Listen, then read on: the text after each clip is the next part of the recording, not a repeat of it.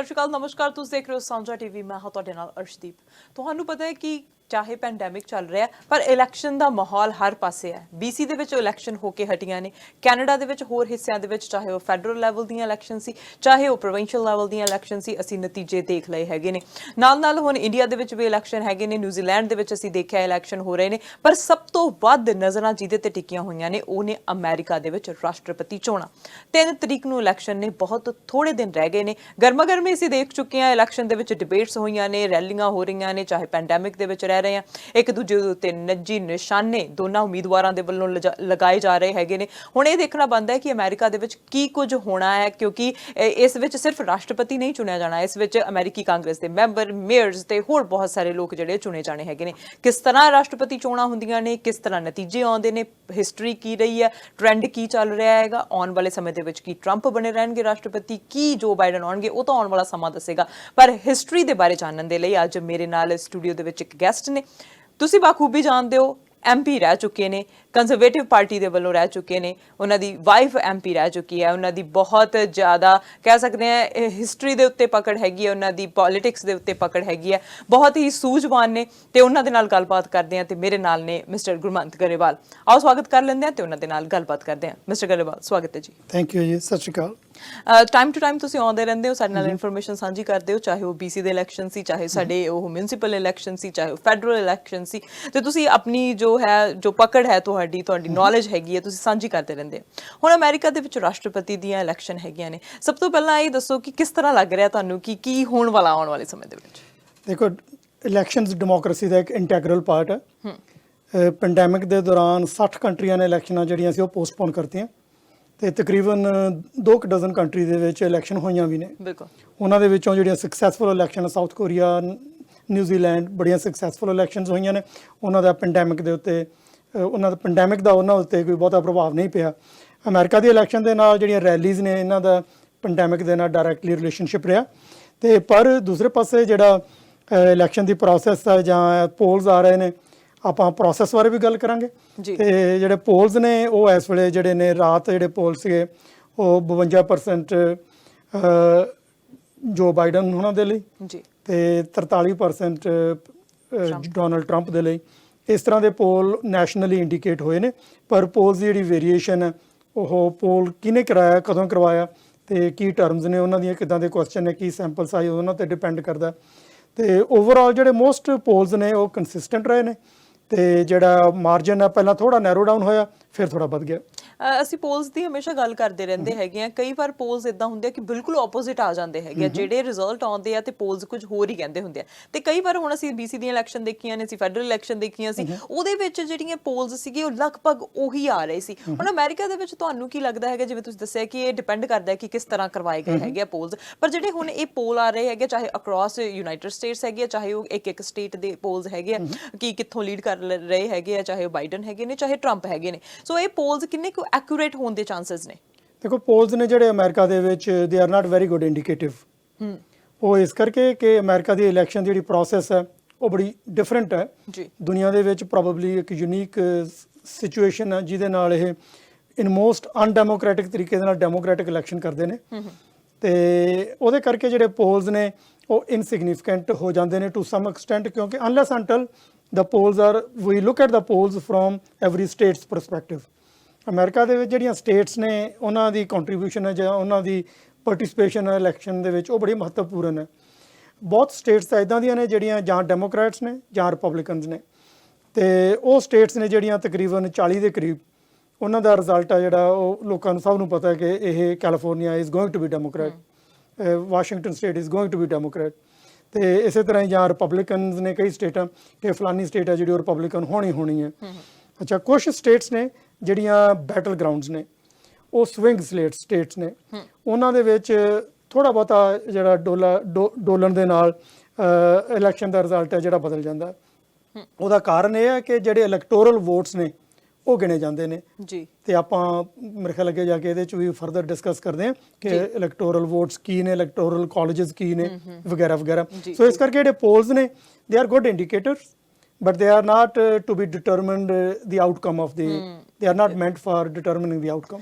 ਅਸੀਂ ਹੁਣ ਦੇਖ ਰਹੇ ਹਾਂ ਕਿ ਪੋਲਸ Or ਦੇ reflecting the ਵਿੱਚ outcome. ਜੀ ਜਿਵੇਂ ਹੁਣ ਅਸੀਂ ਦੇਖ ਰਹੇ ਹੈਗੇ ਆ ਕਿ ਜਿਹੜੇ ਪੋਲਸ ਹੈਗੇ ਨੇ ਉਹਦੇ ਵਿੱਚ ਹੁਣ ਜੋ ਬਾਈਡਨ ਅੱਗੇ ਆ ਰਹੇ ਹੈਗੇ ਨੇ, ਕਿਉਂਕਿ ਟਰੰਪ ਨੇ ਬਹੁਤ ਸਾਰੀਆਂ ਚੀਜ਼ਾਂ ਕੀਤੀਆਂ ਨੇ, ਚਾਹੇ ਅਸੀਂ ਬਲੈਕ ਲਾਈਫ ਮੈਟਰ ਦੀ ਪ੍ਰਦਰਸ਼ਨ ਦੇਖ ਲਈਏ, ਚਾਹੇ ਅਸੀਂ ਦੇਖ ਲਈਏ ਕਰੋਨਾ ਵਾਇਰਸ ਦੇ ਉੱਤੇ ਉਹਨਾਂ ਨੇ ਜੋ ਵੀ ਕੁਝ ਦੇਖਿਆ, ਅਸੀਂ ਕਿ ਮਾਸਕ ਖੁਦ ਨਹੀਂ ਪਾ ਰਹੇ, ਲੋਕਾਂ ਨੂੰ ਵੀ ਨਹੀਂ ਰਹਿ ਰਹੇ। ਹੁਣ ਅਸੀਂ ਡਿਬੇਟਸ ਵੀ ਦੇਖੀਆਂ ਹੈਗੀਆਂ ਨੇ, ਡਿਬੇਟਸ ਦੇ ਵਿੱਚ ਉਹਨਾਂ ਨੇ ਨਾ ਤਾਂ ਕੋਈ ਫੋਰਨ ਪਾਲਿਸੀ ਦੀ ਗੱਲ ਕੀਤੀ ਹੈ, ਨਾ ਹੀ ਕੋਈ ਇਹੋ ਜਿਹੀ ਪਾਲਿਸੀ ਦੀ ਗੱਲ ਕੀਤੀ ਹੈ ਜਿਹੜੀ ਲੋਕਾਂ ਦੇ ਲਈ ਹੋਵੇ। ਸਿਰਫ ਮੈਨੂੰ ਲੱਗਦਾ ਇੱਕ ਡਿਬੇਟ ਪਰਸਨਲ ਅਟੈਕਸ ਤੇ ਰਹਿ ਗਈ ਹੈਗੀ ਹੈ। ਪਰ ਅਸੀਂ ਅੱਜ ਦੀ ਗੱਲ ਨੂੰ ਇੱਥੇ ਛੱਡੀਏ, ਜੇ ਅਸੀਂ ਹਿਸਟਰੀ ਦੀ ਗੱਲ ਕਰੀਏ, ਹਿਸਟਰੀ ਦੇ ਵਿੱਚ ਕਈ ਵਾਰ ਸਾਨੂੰ ਨਹੀਂ ਪਤਾ ਕਿ ਅਮਰੀਕਾ ਦੇ ਵਿੱਚ ਪ੍ਰੈਜ਼ੀਡੈਂਟ ਇਲੈਕਸ਼ਨਸ ਹੁੰਦੀਆਂ ਕਿਸ ਤਰ੍ਹਾਂ ਹੈਗੀਆਂ ਨੇ, ਕਿਸ ਤਰ੍ਹਾਂ ਕੰਡਕਟ ਕੀਤੀਆਂ ਜਾਂਦੀਆਂ ਨੇ। ਜਿਸ ਤਰ੍ਹਾਂ ਮੈਂ ਸਟਾਰਟਿੰਗ ਦੇ ਵਿੱਚ ਕਿਹਾ ਕਿ ਅਮਰੀਕੀ ਕਾਂਗਰਸ ਦੇ ਮੈਂਬਰ ਚੁਣੇ ਜਾਣੇ ਨੇ, ਮੇਅਰਸ ਚੁਣੇ ਜਾਣੇ ਨੇ। ਸੋ ਅਸਲ ਦੇ ਵਿੱਚ ਰਾਸ਼ਟਰਪਤੀ ਦੇ ਨਾਲ ਨਾਲ ਹੋਰ ਕਿਹੜੇ ਰਨ ਕਰਦੇ ਨੇ, ਕਿਸ ਤਰ੍ਹਾਂ ਦੀ ਰੂਪਰੇਖਾ ਹੁੰਦੀ ਹੈ ਇਲੈਕਸ਼ਨਸ ਦੀ? ਰਾਈਟ, ਇਹ ਬੜਾ ਇੰਟਰਸਟਿੰਗ ਕੁਐਸਚਨ ਹੈ। ਮੇਰਾ ਖਿਆਲ ਤੁਹਾਡੇ ਸਾਰੇ ਦਰਸ਼ਕ ਵੀ ਉਤਸੁਕਤਾ ਦੇ ਨਾਲ ਜਾਣਨ ਦੇ ਲਈ ਤਿਆਰ ਹੋਣਗੇ। ਇਨਫੈਕਟ ਜਿਹੜੀ ਆਪਾਂ ਗੱਲ ਹੁਣ ਕਰਨ ਜਾ ਰਹੇ ਹਾਂ, ਇਹਦੇ ਨਾਲ ਲੋਕਾਂ ਦੇ ਲਈ, ਤੁਹਾਡੇ ਸਾਰੇ ਦਰਸ਼ਕਾਂ ਦੇ ਲਈ ਅਮਰੀਕਨ ਇਲੈਕਸ਼ਨ ਨੂੰ ਸਮਝਣਾ ਬੜਾ ਸੌਖਾ ਹੋ ਜਾਏਗਾ ਤੇ ਉਹਨਾਂ ਦੇ ਲਈ ਬੜੀ ਯੂਜ਼ਫੁਲ ਰਹੇਗੀ। ਉਹ ਇਲੈਕਸ਼ਨ ਦਾ ਜਿਹੜਾ ਆਨੰਦ ਆ ਜ਼ਿਆਦਾ ਮਾਣ ਸਕਣਗੇ ਤੇ ਡੈਮੋਕ੍ਰੇਸੀ ਦੇ ਵਿੱਚ ਸ਼ਾਇਦ ਪਾਰਟਿਸਿਪੇਟ ਕਰ ਸਕਣਗੇ। ਅਮਰੀਕਾ ਦੇ ਵਿੱਚ 2 ਹਾਊਸਸ ਨੇ, ਇੱਕ ਸੈਨੇਟ ਹੈ ਜਿਹਦੇ ਵਿੱਚ 100 ਸੈਨੇਟਰਸ ਨੇ, ਹਰੇਕ ਸਟੇਟ ਤੋਂ 2 ਸੈਨੇਟਰਸ ਨੇ। ਉਹਨਾਂ ਦੀ ਟਰਮ ਆ ਜਿਹੜੀ 6 ਸਾਲ ਦੀ ਹੈ ਤੇ 1/3 ਆਫ ਦਾ ਸੈਨੇਟ ਜਿਹੜੀ ਆ ਉਹ ਹਰ 2 ਸਾਲ ਬਾਅਦ ਉਹਨਾਂ ਦੀ ਇਲੈਕਸ਼ਨ ਹੁੰਦੀ ਹੈ। ਤੇ ਉਹ ਇਸ ਕਰਕੇ ਤਾਂ ਕਿ ਕੰਟੀਨਜੈਂਸੀ ਸੇਮ ਰਵੇ, ਉਹਨਾਂ ਦੇ ਵਿੱਚ ਕੰਸਿਸਟੈਂਸੀ ਰਵੇ ਤੇ ਸੈਨੇਟਰ ਜਿਹੜੇ ਨੇ ਉਹ ਕਿਸ਼ਤਾਂ ਦੇ ਵਿੱਚ ਚੇਂਜ ਹੁੰਦੇ ਨੇ 2-2 ਸਾਲ ਬਾਅਦ। 2-2 ਸਾਲ ਬਾਅਦ। ਦੂਸਰਾ ਜਿਹੜਾ ਹਾਊਸ ਆਫ ਰੈਪਰੈਜ਼ੈਂਟੇਟਿਵਸ ਜਿਹਨੂੰ ਕਾਂਗਰਸਮੈਨ ਕਹਿੰਦੇ ਆ, ਉਹਦੇ 'ਚ 435 ਮੈਂਬਰ ਨੇ ਤੇ ਉਹ 435 ਮੈਂਬਰ ਦੀ ਜਿਹੜੀ ਟਰਮ ਆ 2 ਸਾਲ ਹੈ, ਤਾਂ ਹਰ 2 ਸਾਲ ਬਾਅਦ ਉਹ ਰੀ-ਇਲੈਕਟ ਹੁੰਦੇ ਨੇ। ਇਸ ਵੇਲੇ ਜਿਹੜੀ ਮੈਜੋਰਿਟੀ ਹੈ ਉਹ ਡੈਮੋਕ੍ਰੈਟਸ ਦੀ ਹੈ ਹਾਊਸ ਆਫ ਰੈਪਰੈਜ਼ੈਂਟੇਟਿਵਸ ਦੇ ਵਿੱਚ, ਤੇ ਜਿਹੜਾ ਸੈਨੇਟ ਆ ਉਹਦੇ ਵਿੱਚ ਰਿਪਬਲਿਕਨਸ ਦੀ ਮੈਜੋਰਿਟੀ ਹੈ। ਜਿਸ ਤਰ੍ਹਾਂ ਆਪਾਂ ਡਿਸਕਸ ਕਰ ਰਹੇ ਸੀ 53 ਸੈਨੇਟਰਸ ਜਿਹੜੇ ਰਿਪਬਲਿਕਨਸ ਨੇ। ਹੁਣ ਜਿਹੜੀ ਇਲੈਕਸ਼ਨ ਆ ਅਮਰੀਕਾ ਦੀ, ਇਹ ਹਰ ਇੱਕ ਸਟੇਟ ਦੇ ਆਪੋ ਆਪਣੇ ਰੂਲਸ ਨੇ ਤੇ ਪੋਲੀਟੀਕਲ ਪਾਰਟੀਆਂ ਦੇ ਵੀ ਜਿਹੜੇ ਰੂਲਸ ਨੇ ਉਹ ਵੀ ਤਕਰੀਬਨ ਕੰਸਿਸਟੈਂਟ ਨੇ ਪਰ ਵੇਰੀਏਬਲ ਵੀ ਨੇ ਸਟੇਟ ਵਾਈਜ਼। ਉਹ ਕੀ ਕਰਦੇ ਨੇ, 2 ਪ੍ਰੋਸੈਸਸ ਦੇ ਨਾਲ ਇੱਕ ਰਿਪਰੈਜ਼ੈਂਟੇਟਿਵ ਚੁਣਦੀਆਂ ਦੋਨੋਂ ਪਾਰਟੀਆਂ, ਉਹਨਾਂ ਨੂੰ ਕਹਿੰਦੇ ਨੇ ਇਲੈਕਟਰਸ। ਉਹ ਕੋਈ ਪਪੂਲਰ ਬੰਦੇ ਨਹੀਂ ਹੁੰਦੇ ਬਹੁਤੇ ਤੇ ਨਾ ਹੀ ਉਹ ਇਲੈਕਟਡ ਅਫੀਸ਼ੀਅਲ ਹੋ ਸਕਦੇ ਨੇ ਕਨਸਟੀਟਿਊਸ਼ਨ ਦੇ ਮੁਤਾਬਕ। ਉਹ ਪਾਰਟੀ ਦੇ ਯੂਜ਼ਲੀ ਕੈਰੀਅਰ ਵਰਕਰਸ ਟਾਈਪ ਹੁੰਦੇ ਨੇ ਜੀ। ਅੱਛਾ, ਉਹਨਾਂ ਨੂੰ ਜਦੋਂ ਚੁਣਦੇ ਨੇ ਤਾਂ ਉਹ ਅੱਗੇ ਜਦੋਂ ਪਹਿਲਾਂ ਪੁਰਾਣਾ ਸਮਾਂ ਸੀ, ਜਦੋਂ ਇੰਟਰਨੈਟ ਨਹੀਂ ਸੀ ਜਾਂ ਟਰਾਂਸਪੋਰਟੇਸ਼ਨ ਦੀਆਂ ਫੈਸਿਲਿਟੀਜ਼ ਨਹੀਂ ਸੀਗੀਆਂ, ਤਾਂ ਉਦੋਂ ਲੋਕਾਂ ਨੂੰ ਇਹ ਨਹੀਂ ਸੀ ਪਤਾ ਹੁੰਦਾ ਕਿ ਕੈਂਡੀਡੇਟ ਕੌਣ ਨੇ। ਫਿਰ ਉਹਨਾਂ ਨੇ ਸੋਚਿਆ ਕਿ ਆਪਾਂ ਬੰਦੇ ਉੱਥੇ ਭੇਜ ਦਈਏ ਤੇ ਉਹਨਾਂ ਨੂੰ ਦੱਸ ਦਈਏ ਕਿ ਤੁਸੀਂ ਸਾਡੇ ਸੋਚ ਮੁਤਾਬਕ ਵੋਟ ਕਿੱਦਾਂ ਪਾਉਣੀ ਹੈ। In other words they are the proxies. ਅੱਛਾ, ਹੁਣ ਉਹ ਜਿਹੜੇ ਬੰਦੇ ਨੇ ਉਹਨਾਂ ਦੀ ਕਿੱਦਾਂ ਗਿਣਤੀ ਕਿੱਦਾਂ ਹੁੰਦੀ ਹੈ ਪਹਿਲਾਂ ਕਿ ਸਾਰੇ ਸੈਨੇਟਰਸ ਨੇ ਜਿਹੜੇ ਉਹਨਾਂ ਦੀ ਇੱਕ ਵੋਟ ਹੈ ਸਟੇਟ ਦੇ ਹਿਸਾਬ ਨਾਲ। ਜੇ ਹੁਣ ਕੋਈ ਵੀ ਸਟੇਟ ਹੈ ਉਹਦੇ 'ਚ ਦੇਖਦੇ ਨੇ ਕਿ ਕਾਂਗਰਸਮੈਨ ਕਿੰਨੇ ਨੇ, ਫਿਰ ਉਹਦੇ 'ਚ ਸੈਨੇਟਰਸ ਕਿੰਨੇ ਨੇ, ਫਿਰ ਉਹਨਾਂ ਨੂੰ ਐਡ ਕਰਦੇ ਨੇ। ਅੱਛਾ, ਜਿਹੜੇ ਸਟੇਟਸ ਦੀ ਪੋਪੂਲੇਸ਼ਨ ਘੱਟ ਹੈ ਉਹਨਾਂ ਨੂੰ 1 ਵੋਟ ਦਿੱਤੀ ਜਾਂਦੀ ਹੈ। ਉਹਦੇ 'ਚ ਫਿਰ ਜਿਹੜੇ ਹੈਗੇ ਨੇ ਸੈਨੇਟਰਸ ਉਹਨਾਂ ਨੂੰ 2 ਵੋਟਾਂ ਦਿੱਤੀਆਂ ਜਾਂਦੀਆਂ। ਸੋ 3 ਇਲੈਕਟੋਰਲ ਕਾਲਜ ਗਿਣੇ ਜਾਂਦੇ ਆ। ਇਹ ਜਿਹੜਾ ਸਿਸਟਮ ਆ ਅਨਫੇਅਰ ਆ, ਆਪਾਂ ਇਹਦੀ ਬਾਅਦ 'ਚ ਗੱਲ ਕਰਦੇ ਹਾਂ। ਅੱਛਾ, ਫਿਰ ਹੁਣ ਕਿਸ ਤਰੀਕੇ ਨਾਲ ਗਿਣਤੀ ਹੋਈ ਕਿ 100 ਸੈਨੇਟਰ ਹੋ ਗਏ, 435 ਹੋ ਗਏ ਜਿਹੜੇ ਹਾਊਸ ਆਫ ਕਾਮਨਸ ਦੇ ਰਿਪਰੈਜ਼ੈਂਟੇਟਿਵ ਸਮਝ ਲਓ ਤੁਸੀਂ। ਤੇ ਫਿਰ ਇਸ ਤੋਂ ਬਿਨਾਂ 3 ਵੋਟਾਂ ਜਾਂਦੀਆਂ ਨੇ ਡਿਸਟ੍ਰਿਕਟ ਆਫ ਕੋਲੰਬੀਆ ਨੂੰ, DC ਵਾਸ਼ਿੰਗਟਨ DC ਨੂੰ। ਅੱਛਾ, ਹੁਣ 100 + 435 + 3 538 ਜੀ। ਸੋ 538 ਇਲੈਕਟੋਰਲ ਕਾਲਜ ਦੀਆਂ ਵੋਟਾਂ ਨੇ। ਹੁਣ ਹਰੇਕ ਸਟੇਟ ਦੇ ਵਿੱਚ ਵੋਟਾਂ ਪੈਣਗੀਆਂ। ਉਹ ਪਾਉਣਗੇ ਜਾਂ ਤਾਂ ਪ੍ਰੈਜ਼ੀਡੈਂਟ ਟਰੰਪ ਲਈ ਜਾਂ ਫਿਰ ਜਿਹੜੇ ਪ੍ਰੈਜ਼ੀਡੈਂਸ਼ੀਅਲ ਕੈਂਡੀਡੇਟ ਜੋ ਬਾਈਡਨ ਨੇ ਉਹਨਾਂ ਦੇ ਲਈ। ਜਦੋਂ ਵੋਟਾਂ ਗਿਣਨਗੇ, ਜਿਹਦੀ ਜ਼ਿਆਦਾ ਮੈਜੋਰਿਟੀ ਹੋਈ, ਭਾਵੇਂ 5 ਵੋਟਾਂ ਦੀ ਮੈਜੋਰਿਟੀ ਹੈ, ਸਾਰੀਆਂ ਦੀਆਂ ਸਾਰੀਆਂ ਇਲੈਕਟੋਰਲ ਕਾਲਜਸ ਵੋਟਾਂ ਉਸ ਕੈਂਡੀਡੇਟ ਦੇ ਲਈ ਗਿਣੀਆਂ ਜਾਣਗੀਆਂ। ਉਦਾਹਰਨ ਦੇ ਤੌਰ ਤੇ ਕੈਲੀਫੋਰਨੀਆ ਦੇ ਵਿੱਚ 55 ਨੇ ਸੀਟਾਂ। ਹੁਣ ਲੈਟਸ ਸੇ ਕੈਲੀਫੋਰਨੀਆ 'ਚ ਵੋਟਾਂ ਪਈਆਂ ਤੇ ਮਾਰਜਨ ਥੋੜਾ ਜਿਹਾ ਹੈਗਾ ਭਾਵੇਂ ਜਿੰਨਾ ਮਰਜ਼ੀ, ਤੇ ਲੈਟਸ ਸੇ ਕਿ ਜ਼ਿਆਦਾ ਮੈਜੋਰਿਟੀ ਚਲੀ ਗਈ ਜੋ ਬਾਈਡਨ ਦੇ ਲਈ। ਸਾਰੇ 55 ਦੇ 55 ਮੈਂਬਰ ਨੇ ਜਿਹੜੇ ਉਹ ਜੋ ਬਾਈਡਨ ਦੇ ਲਈ ਵੋਟ ਪਾਉਣਗੇ, ਚਾਹੇ ਉਹ ਕਿਸੇ ਵੀ ਪਾਰਟੀ ਨੂੰ ਬਿਲੋਂਗ ਕਰਦੇ ਫਰਕ ਜੇ 25 10 15 ਦਾ ਜੋ ਮਰਜੀ। ਫਾਰ ਐਗਜ਼ਾਮਪਲ ਜਿਹੜੀ ਪ੍ਰੈਜ਼ੀਡੈਂਟ ਦੀ ਇਲੈਕਸ਼ਨ ਹੈ ਜੀ, ਜਦੋਂ ਐਲ ਗੋਰ ਕੈਂਡੀਡੇਟ ਸੀਗੇ ਬਿਲਕੁਲ ਪ੍ਰੈਜ਼ੀਡੈਂਟ ਬੁਸ਼ ਦੇ ਮੁਕਾਬਲੇ 'ਚ, ਤਾਂ ਉਹਨਾਂ ਦਾ 800-900 ਵੋਟਾਂ ਦੇ ਫਰਕ ਦੇ ਨਾਲ ਫਲੋਰੀਡਾ ਤੋਂ ਸਾਰਾ ਡਿਸੀਜਨ ਹੋਇਆ ਸੀ। He had more popular votes, ਪਰ ਇਲੈਕਟੋਰਲ ਵੋਟਸ ਸੀਗੀਆਂ ਜਿਹੜੀਆਂ ਉਹ ਫਲੋਰੀਡਾ ਨੇ ਐਂਡ 'ਚ ਡਿਸਾਈਡ ਕੀਤੀਆਂ। ਫਲੋਰੀਡਾ ਦੀਆਂ 29 ਨੇ ਸ਼ਾਇਦ, ਉਹਨਾਂ ਨੇ ਡਿਸਾਈਡ ਕਰਨਾ ਸੀਗਾ, ਤੇ ਉਹਦੇ ਨਾਲ ਜਿਹੜਾ ਫੈਸਲਾ ਹੋਇਆ। ਇਸੇ ਤਰ੍ਹਾਂ ਹਿਲਰੀ ਕਲਿੰਟਨ ਦਾ ਜੀ, ਹਿਲਰੀ ਕਲਿੰਟਨ ਨੇ popular vote 3 million vote president Trump ਤੋਂ ਜ਼ਿਆਦਾ ਲਈ, ਤੇ ਪਰ ਇਲੈਕਟੋਰਲ ਜਿਹੜੀਆਂ ਕਾਲਜ ਦੀਆਂ ਵੋਟਾਂ ਸੀਗੀਆਂ ਉਹਦੇ 'ਚੋਂ ਪਛੜ ਗਏ। ਹਿਸਟਰੀ ਦੇ ਵਿੱਚ 5 ਵਾਰੀ ਇਦਾਂ ਹੋਇਆ ਕਿ ਪ੍ਰੈਜ਼ੀਡੈਂਟ ਚੁਣਿਆ ਗਿਆ, ਪਰ actually in real sense he was number 2 in poplar votes, ਤੇ ਪਰ ਇਲੈਕਟੋਰਲ ਕਾਲਜ ਦੀਆਂ ਵੋਟਾਂ ਸੀ ਜਿਹੜੀਆਂ ਉਹ ਜ਼ਿਆਦਾ ਮਿਲ ਗਈਆਂ। ਜੀ, ਹੋਰ 2 ਬੜੇ ਅਜੀਬ ਘਟਨਾਵਾਂ ਹੋਈਆਂ। ਇੱਕ ਵਾਰੀ 1925 ਦੇ ਵਿੱਚ ਸ਼ਾਇਦ ਦੋਨੇ ਕੈਂਡੀਡੇਟ ਦੀ ਜਿਹੜੀ ਪ੍ਰੋਬਲਮ ਸੀਗੀ ਉਹ ਵੋਟਾਂ ਗਿਣਨ ਦੇ ਵਿੱਚ ਪ੍ਰੋਬਲਮ ਆਈ ਜੀ, ਤੇ ਫਿਰ ਹਾਊਸ ਆਫ ਰਿਪਰੈਜ਼ੈਂਟੇਟਿਵ ਨੇ ਜਿਹੜਾ ਤੀਜਾ ਨੰਬਰ ਤੇ ਕੈਂਡੀਡੇਟ ਸੀ ਇੰਡੀਪੈਂਡੈਂਟ, ਉਹਨੂੰ ਪ੍ਰੈਜ਼ੀਡੈਂਟ ਬਣਾਤਾ, ਜਾਰਜ ਵਾਸ਼ਿੰਗਟਨ। ਨਾ ਉਹ ਪਹਿਲੇ ਨੰਬਰ ਤੇ ਸੀ, ਨਾ ਦੂਜੇ ਨੰਬਰ ਤੇ, ਤੀਜੇ ਨੰਬਰ ਵਾਲਿਆਂ ਨੂੰ। ਓਕੇ, ਅੱਛਾ, ਸੋ ਇਸ ਤਰ੍ਹਾਂ ਜਦੋਂ ਟਾਈ ਹੋ ਜਾਂਦੀ ਹੈ 270 ਦੋਨਾਂ ਦੀਆਂ 269 ਵੋਟਾਂ ਹੋ ਜਾਣ, ਫਿਰ ਉਸ ਟਾਈਮ ਦੇ ਉੱਤੇ ਕੰਟੀਨਜੈਂਸੀ ਪਲਾਨ ਹੈ। ਉਹਦੇ 'ਚ ਕੀ ਕਰਦੇ ਨੇ, ਤਾਂ ਹੀ ਆਪਾਂ ਯੂਜ਼ਲੀ ਸੁਣਦੇ ਹਾਂ ਕਿ 270 ਤੋਂ ਵੱਧ ਜਿਹਨੂੰ ਮਿਲ ਗਈਆਂ ਉਹ ਜਿੱਤ ਜੂਗਾ। ਹੁਣ 269 ਦੋਨਾਂ ਦੀ ਹੋ ਗਈਆਂ, 538 ਦਾ ਹਾਫ। ਫਿਰ ਕੀ ਹੁੰਦਾ ਕਿ ਹਾਊਸ ਆਫ ਰਿਪਰੈਜ਼ੈਂਟੇਟਿਵ ਫਿਰ ਵੋਟ ਪਾਉਂਦੇ ਨੇ, ਤੇ ਹਰੇਕ ਸਟੇਟ ਨੂੰ ਇੱਕ ਵੋਟ ਦਿੱਤੀ ਜਾਂਦੀ ਹੈ ਜਿੰਨੇ ਮਰਜ਼ੀ ਰਿਪਰੈਜ਼ੈਂਟੇਟਿਵ ਨੇ, ਜੀ ਜੀ, ਤੇ ਉਹਦੇ ਨਾਲ ਫਿਰ ਉਹ ਫੈਸਲਾ ਕਰਦੇ ਨੇ। ਜੇ ਫਿਰ ਵੀ ਨਹੀਂ ਫੈਸਲਾ ਹੁੰਦਾ, ਫਿਰ ਇਹ ਮਾਮਲਾ ਸੁਪਰੀਮ ਕੋਰਟ 'ਚ ਜਾਂਦਾ। ਹੁਣ ਤੁਸੀਂ ਬਹੁਤ ਚੀਜ਼ਾਂ ਜਿਹੜੀਆਂ ਸਮਝਾ ਦਿੱਤੀਆਂ ਨੇ। ਹੁਣ ਜਿਵੇਂ ਇਲੈਕਟੋਰਲ ਕਾਲਜਸ ਦਾ ਸਾਨੂੰ ਪਤਾ ਲੱਗ ਗਿਆ, ਪਪੂਲਰ ਵੋਟਸ ਦਾ ਪਤਾ ਲੱਗ ਗਿਆ। ਹੁਣ ਜਿਵੇਂ ਤੁਸੀਂ ਸਟਾਰਟਿੰਗ ਦੇ ਵਿੱਚ ਕਿਹਾ ਸੀ ਕਿ ਅਨਫੇਅਰ ਹੈਗਾ ਆ, ਹੁਣ ਅਨਫੇਅਰ ਤੁਹਾਡੇ ਹਿਸਾਬ ਦੇ ਨਾਲ ਕਿਵੇਂ ਆ? ਓਕੇ, ਅਨਫੇਅਰ ਇਦਾਂ ਕਿ ਲੈਟਸ ਸੇ ਵਾਇਓਮਿੰਗ ਸਟੇਟ, ਉਹਨਾਂ ਦੀ ਪੋਪੂਲੇਸ਼ਨ ਬਹੁਤ ਘੱਟ ਹੈ ਜੀ, ਉਹਨਾਂ ਦੀ 1 ਵੋਟ ਪਲੱਸ 2 ਸੈਨੇਟਰ, 3 ਵੋਟਾਂ ਹੋ ਗਈਆਂ ਜੀ। ਅੱਛਾ, ਹੁਣ ਜਦ ਆਪਾਂ ਸਾਰੀ ਪੋਪੂਲੇਸ਼ਨ ਨੂੰ 3 ਨਾਲ ਡਿਵਾਈਡ ਕਰਦੇ ਹਾਂ, ਇਟਸ ਅਬਾਊਟ 193,000। ਹੁਣ ਕੈਲੀਫੋਰਨੀਆ ਦੇਖੋ, ਉਹਦੀਆਂ 55 ਵੋਟਾਂ ਨੇ, ਪੋਪੂਲੇਸ਼ਨ ਤੇ ਡਿਵਾਈਡ ਕਰਦੇ ਆ ਤਾਂ ਉਹ 7,18,000 ਪਰ ਵੋਟ ਦੇ ਹਿਸਾਬ ਨਾਲ ਗਿਣਤੀ ਹੁੰਦੀ ਹੈ ਜੀ। ਸੋ ਇੱਕ ਪਾਸੇ ਇੱਕ ਵੋਟ ਹੈ ਜਿਹੜੀ ਉਹ 7,18,000 ਲੋਕਾਂ ਦੇ ਬਰਾਬਰ ਹੈ, ਦੂਸਰੇ ਪਾਸੇ ਇੱਕ ਵੋਟ 1,93,000 ਦੇ ਬਰਾਬਰ ਹੈ, ਤਾਂ ਉਹ ਵੋਟਾਂ ਤਕਰੀਬਨ 3 ਜਾਂ 4 ਦੀ ਰੇਸ਼ੋ 'ਚ ਹੋ ਗਈਆਂ। ਸੋ ਇੱਕ ਤਾਂ ਇਹ ਅਨਫੇਅਰਨੈਸ ਇਹਦੇ 'ਚ ਹੋਈ। ਦੂਸਰੀ ਅਨਫੇਅਰਨੈਸ ਇਹ ਹੈ ਕਿ ਪਪੂਲਰ ਵੋਟ ਜ਼ਿਆਦਾ ਮਿਲ ਗਈ, ਤੇ ਪਰ ਇਲੈਕਟੋਰਲ ਕਾਲਜ ਦੀਆਂ ਜਿਹੜੀ ਵੋਟਾਂ ਨੇ ਸਟ੍ਰੈਟੇਜਿਕਲੀ ਪਲੇਸਿੰਗ ਦੇ ਹਿਸਾਬ ਦੇ ਨਾਲ ਉਹ ਘੱਟ ਹੋਈਆਂ। ਇਹਦਾ ਮਤਲਬ ਇਹ ਹੋਇਆ ਕਿ ਇਲੈਕਟੋਰਲ ਕਾਲਜ ਦੀਆਂ ਜਿਹੜੀ ਵੋਟਾਂ ਉਹ ਮੈਟਰ ਕਰਦੀਆਂ ਨੇ, ਪਪੂਲਰ ਵੋਟ ਹੈ ਜਿਹੜੀ ਮੈਟਰ ਨਹੀਂ ਕਰਦੀ। ਪਪੂਲਰ ਵੋਟ ਮੋਸਟਲੀ ਉਹਨਾਂ ਲੋਕਾਂ ਦੀ ਜਿਹੜੇ ਲੋਕਾਂ ਨੇ ਵੋਟ ਪਾਈ ਹੈ, ਇਹ ਕਹਿ ਸਕਦੇ ਆ, ਤੇ ਜਿਹੜੀ ਇਲੈਕਟੋਰਲ ਕਾਲਜਸ ਹੈਗੇ ਉਹ ਹੈਗੇ ਜਿਹੜੇ ਉਹਨਾਂ ਦੇ ਚੁਣੇ ਹੋਏ ਨੁਮਾਇੰਦੇ ਹੈਗੇ ਉਹਨਾਂ ਨੇ ਹੀ ਵੋਟਾਂ ਪਾਈਆਂ ਨੇ। ਹੁਣ ਤੁਹਾਨੂੰ ਲੱਗਦਾ ਇਹ ਸੱਚਮੁੱਚ ਅਨਫੇਅਰ ਹੈਗਾ ਆ, ਪਰ ਹੁਣ ਇਹਦਾ ਮਤਲਬ ਡੈਮੋਕ੍ਰੇਸੀ ਹੈ ਨਹੀਂ, ਕਿ ਡੈਮੋਕ੍ਰੈਟਿਕ ਪ੍ਰੋਸੈਸ ਹੀ ਨਹੀਂ ਇਹ? ਹਾਂ ਬਿਲਕੁਲ, 58% ਲੋਕਾਂ ਨੇ ਇਹ ਕਿਹਾ ਕਿ ਸਾਨੂੰ ਆਪਣਾ ਸਿਸਟਮ ਚੇਂਜ ਕਰਨ ਦੀ ਜ਼ਰੂਰਤ ਹੈ, ਕਿਉਂਕਿ ਇਹਨਾਂ ਦਾ ਸਿਸਟਮ ਆਬਸੋਲੀਟ ਵੀ ਹੈ। ਜਦੋਂ ਮੈਂ ਜਿਸ ਤਰ੍ਹਾਂ ਦੱਸਿਆ ਸ਼ੁਰੂ ਦੇ ਵਿੱਚ ਕਿ ਜਦੋਂ ਮੀਡੀਆ ਐਕਟਿਵ ਨਹੀਂ ਸੀ ਜਾਂ ਟਰਾਂਸਪੋਰਟੇਸ਼ਨ ਦੇ ਸਾਧਨ ਨਹੀਂ ਸੀ, ਤੇ ਲੋਕਾਂ ਨੂੰ ਪਤਾ ਨਹੀਂ ਸੀ ਲੱਗਦਾ ਕਿ ਪ੍ਰੈਜ਼ੀਡੈਂਟ ਕੌਣ। ਇਲੈਕਸ਼ਨਾਂ ਹੋ ਵੀ ਜਾਂਦੀਆਂ ਸੀਗੀਆਂ ਤਾਂ ਉਹਨਾਂ ਨੇ ਆਪਣੇ ਪ੍ਰੌਕਸੀਆਂ ਭੇਜੀਆਂ ਹੁੰਦੀਆਂ ਸੀ। ਹੁਣ ਇਹ ਸਿਸਟਮ ਚੇਂਜ ਕਰਨ ਦੀ ਸ਼ਾਇਦ ਜ਼ਰੂਰਤ ਹੈ। ਕਈ ਸਟੇਟਾਂ ਨੇ, 2 ਸਟੇਟਾਂ ਨੇ, ਮੇਨ ਤੇ ਨਿਵਾਡਾ, ਉਹਨਾਂ ਨੇ ਥੋੜੀ ਜਿਹੀ ਚੇਂਜ ਕੀਤੀ ਹੈ। ਉਹਨਾਂ ਨੇ ਕੀ ਕੀਤਾ ਕਿ ਆਪਣੇ ਕੁਝ ਡਿਸਟ੍ਰਿਕਟਸ ਦੇ ਵਿੱਚ ਉਹਨਾਂ ਨੂੰ ਡਿਫਰੈਂਟ ਕਾਈਂਡ ਦਾ ਮੈਕੈਨਿਜ਼ਮ ਦਿੱਤਾ ਕਿ ਪਪੂਲਰ ਵੋਟ ਦੇ ਹਿਸਾਬ ਨਾਲ ਉਹਨਾਂ ਨੇ ਵੋਟ ਪਾਉਣੀ ਹੈ। ਤੇ ਫਿਰ ਦੂਸਰਾ ਇਹ ਵੀ ਹੈ ਕਿ ਜਿਹੜੀਆਂ ਪੋਲੀਟੀਕਲ ਪਾਰਟੀਆਂ ਨੇ, ਇਹਨਾਂ ਕੋਲੇ ਅਧਿਕਾਰ ਨੇ ਕਿ ਉਹ ਇਲੈਕਟੋਰਲ ਡਿਸਟ੍ਰਿਕਟ ਦੀ ਬਾਉਂਡਰੀ ਨੂੰ ਆਪਣੇ ਆਪ ਮਾਰਕ ਕਰ ਲੈਣ।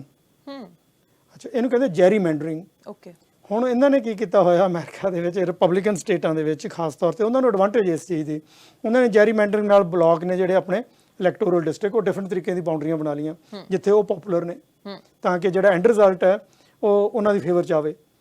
ਤੇ ਇਹ ਜਿਹੜਾ ਤੁਸੀਂ ਦੇਖੋਗੇ ਜਦੋਂ ਇਲੈਕਟੋਰਲ ਡਿਸਟ੍ਰਿਕਟਸ ਦੇਖਦੇ ਆ ਕਿਸੇ ਸਟੇਟ ਦੇ ਵਿੱਚ, ਤਾਂ ਉਹਨਾਂ ਦੀ ਜਿਹੜੀ ਬਾਉਂਡਰੀਜ਼ ਨੇ ਬੜੀਆਂ ਕਰੋਕਟ ਤਰੀਕੇ ਨਾਲ ਬਣੀਆਂ ਹੁੰਦੀਆਂ ਨੇ ਜੀ।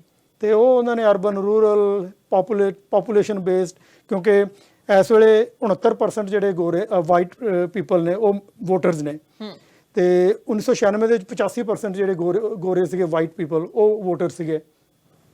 ਸੋ ਇਸ ਤਰ੍ਹਾਂ ਜਿਹੜੇ ਹਿਸਪੈਨਿਕ ਤੇ ਬਲੈਕ ਤੇ ਅਦਰ ਮਾਈਨੋਰਿਟੀਜ਼ ਨੇ ਉਹਨਾਂ ਦੀ ਗਿਣਤੀ ਵੱਧਦੀ ਜਾ ਰਹੀ ਹੈ।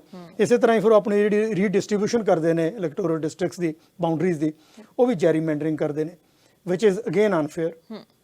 ਸੋ ਇਦਾਂ ਦੇ ਜਿਹੜੇ ਕੰਬੀਨੇਸ਼ਨ ਆਫ ਫੈਕਟਰਸ ਨੇ ਉਹ ਇਹ ਪ੍ਰੂਵ ਕਰਦੇ ਨੇ ਕਿ ਅਮਰੀਕਾ ਦੀ ਇਲੈਕਸ਼ਨ ਡੈਮੋਕ੍ਰੈਟਿਕ ਇਲੈਕਸ਼ਨ ਬੜੇ ਅਨਡੈਮੋਕ੍ਰੈਟਿਕ ਤਰੀਕੇ ਦੇ ਨਾਲ ਹੁੰਦੀਆਂ ਨੇ। ਫਿਰ ਜਿਹੜੀ ਪਪੂਲਰ ਵੋਟ ਹੈ ਫਿਰ ਉਹਦੇ ਤੋਂ ਕੋਈ ਮਾਇਨੇ ਨਹੀਂ ਰਹਿ ਜਾਂਦੇ ਕਿ ਲੋਕ ਪਾਉਂਦੇ ਆ ਵੋਟ ਨਹੀਂ ਪਾਉਂਦੇ, ਕਿਉਂਕਿ ਅਸੀਂ ਇੱਥੇ ਇਨਕਰੇਜ ਕਰਦੇ ਹਾਂ ਲੋਕਾਂ ਨੂੰ ਕਿ ਵੋਟ ਪਾਓ, ਤੁਹਾਨੂੰ ਵੋਟ ਦਾ ਰਾਈਟ ਮਿਲਿਆ ਹੈਗਾ, ਤੁਸੀਂ ਇਹਨੂੰ ਇਸਤੇਮਾਲ ਕਰੋ। ਤੇ ਇਸ ਦਾ ਕਾਰਨ ਇਹੀ ਹੈ ਕਿ ਅਮਰੀਕਾ ਦੇ ਵਿੱਚ ਬਹੁਤੇ ਲੋਕ ਵੋਟਾਂ ਨਹੀਂ ਪਾਉਂਦੇ, ਟਰਨ ਆਊਟ ਘੱਟ ਹੁੰਦੀ ਹੈ ਉੱਥੇ।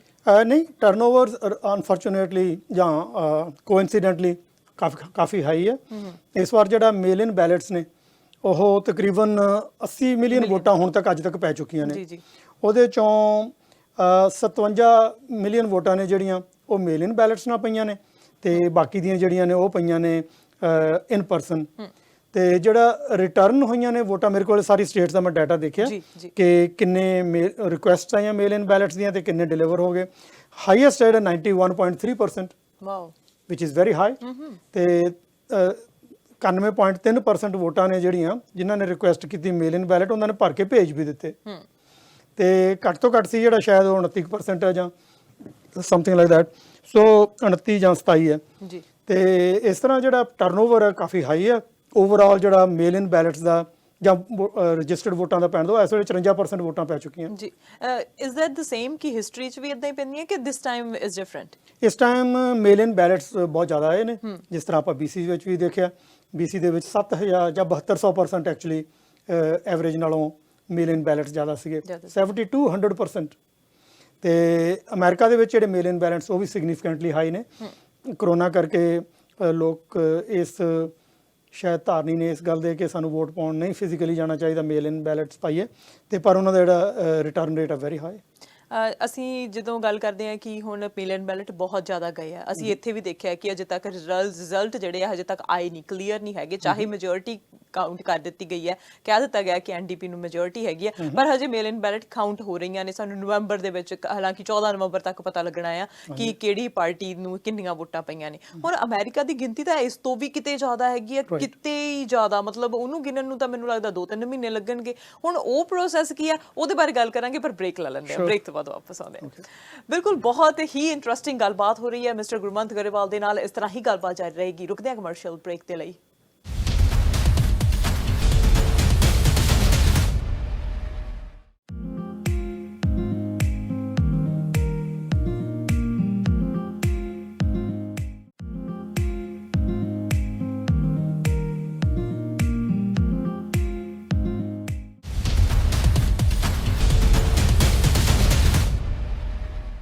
Welcome back after a short break. You are watching Saanjha TV ਤੇ ਗੱਲਬਾਤ ਹੋ ਰਹੀ ਹੈ ਅਮਰੀਕਾ ਦੇ ਇਲੈਕਸ਼ਨ ਦੇ ਬਾਰੇ ਕਿ ਅਮਰੀਕਾ ਦੇ ਵਿੱਚ ਇਲੈਕਸ਼ਨ ਆਖਿਰ ਹੁੰਦੀਆਂ ਕਿਸ ਤਰ੍ਹਾਂ ਨੇ, ਰਿਜ਼ਲਟ ਕਿਸ ਦੇ ਬੇਸ ਤੇ ਆਉਂਦਾ ਹੈਗਾ ਆ।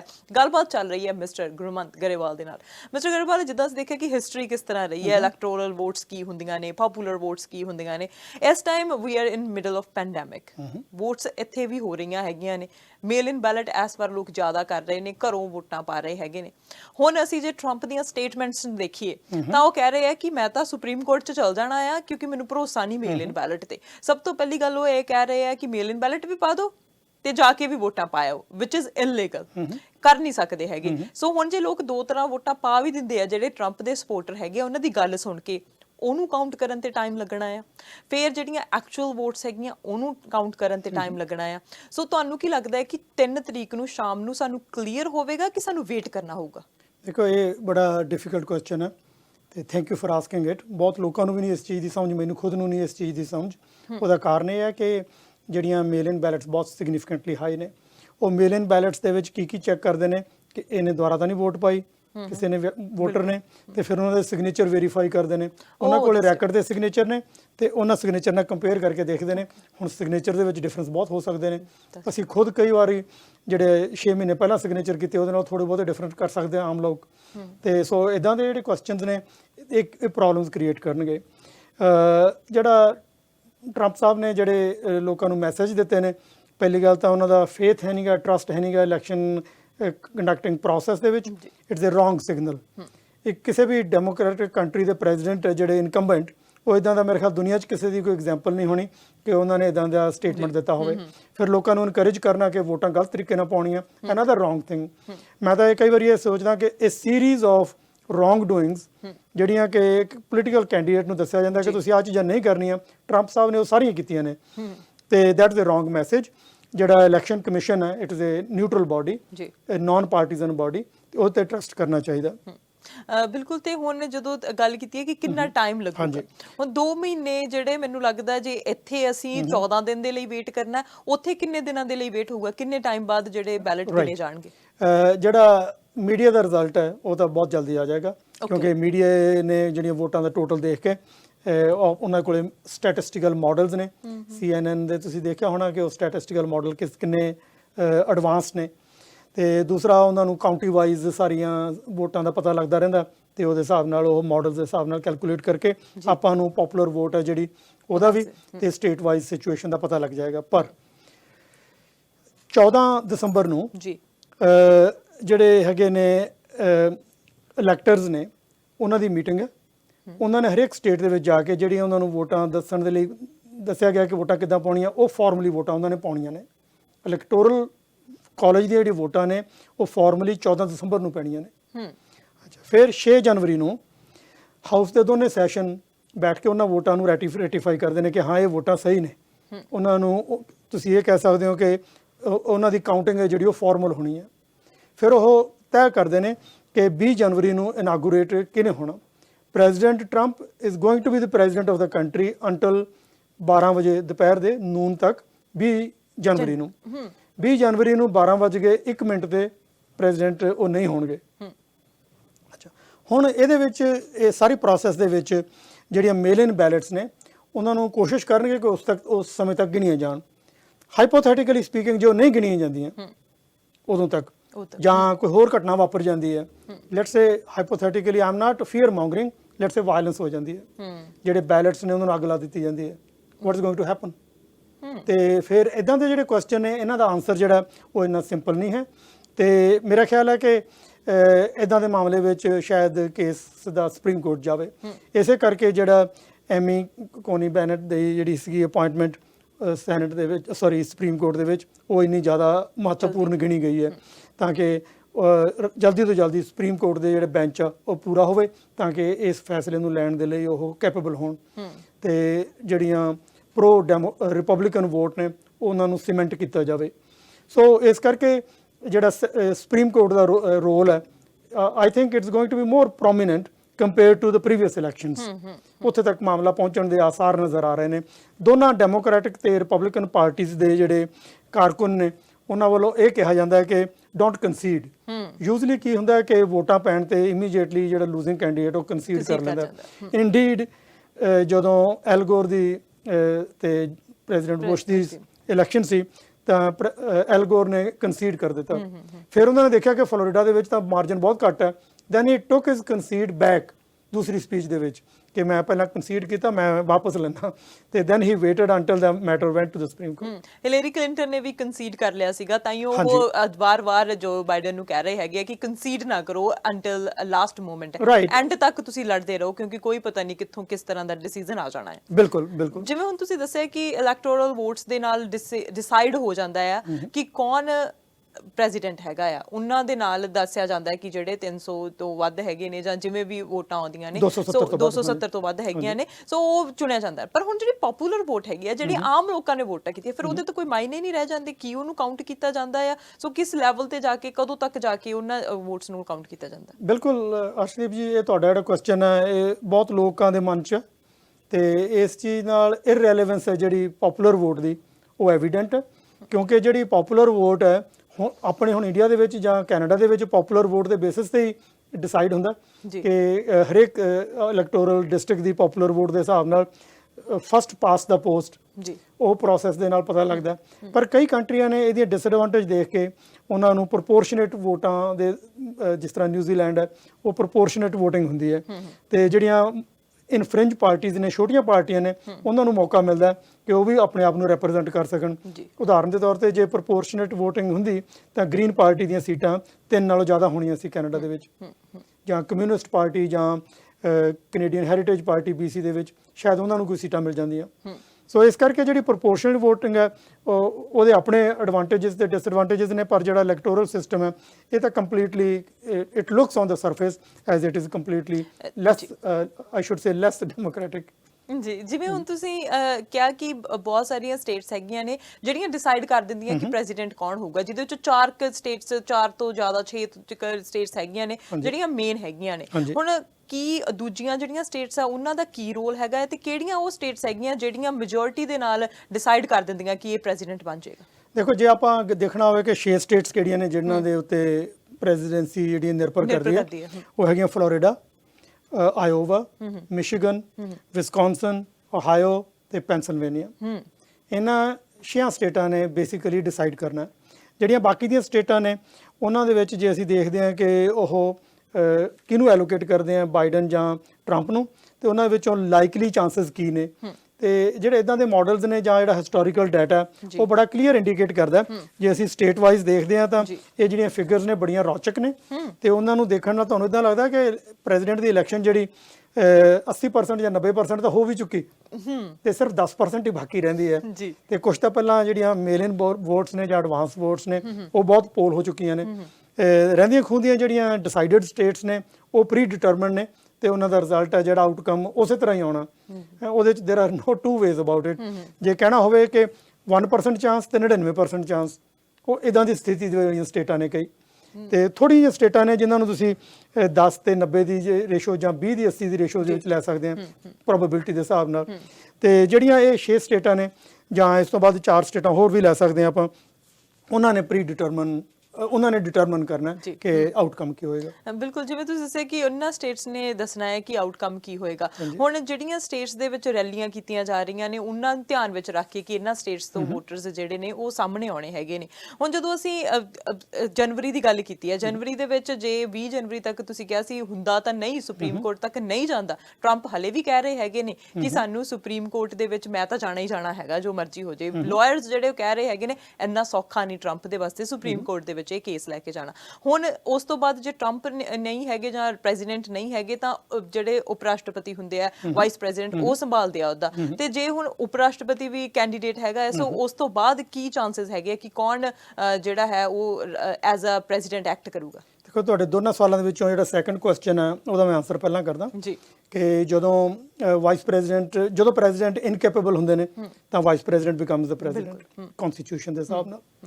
ਅੱਛਾ, ਜਦੋਂ ਦੋਨੋਂ ਕੈਂਡੀਡੇਟ ਨੇ, ਕਿਉਂਕਿ ਹੁਣ ਲੋਕਾਂ ਨੇ ਪ੍ਰੈਜ਼ੀਡੈਂਟ ਵੀ ਚੁਣਨਾ ਤੇ ਵਾਈਸ ਪ੍ਰੈਜ਼ੀਡੈਂਟ ਵੀ ਚੁਣਨਾ, ਤਾਂ ਜੇ ਇਦਾਂ ਦੀ ਸਿਚੁਏਸ਼ਨ ਆਊਗੀ ਤਾਂ third in line is speaker of the house of representative, ਉਹ ਹੈ ਨੈਂਸੀ ਪਲੋਸੀ।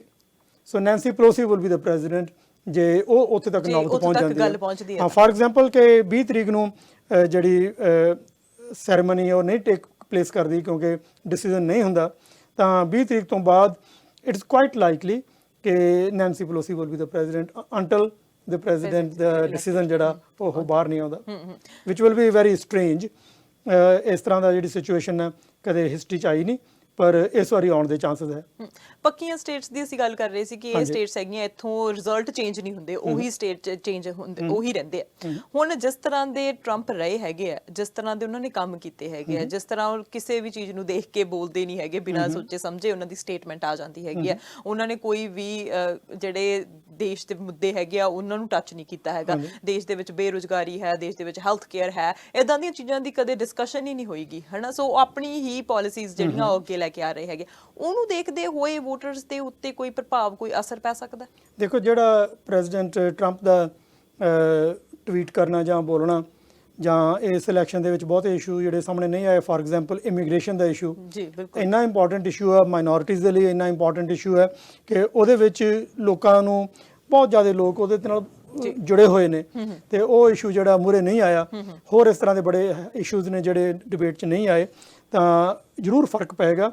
ਦੂਸਰਾ, ਜਿਹੜਾ ਅਮਰੀਕਾ ਦਾ ਫੋਰਨ ਰਿਲੇਸ਼ਨਸ ਨੇ, ਫੋਰਨ ਪਾਲਿਸੀ ਹੈ, ਇਕਨੋਮਿਕ ਪਾਲਿਸੀ ਹੈ, ਹੈਲਥ ਕੇਅਰ ਦੇ ਉੱਤੇ ਓਬਾਮਾ ਕੇਅਰ ਆਉਣਾ ਜਾਂ ਨਹੀਂ ਆਉਣਾ, ਉਹਨੂੰ ਕੈਂਸਲ ਕਰਨਾ ਸੀ, ਟਰੰਪ ਸਾਹਿਬ ਨੇ ਉਹ ਨਹੀਂ ਕੀਤਾ।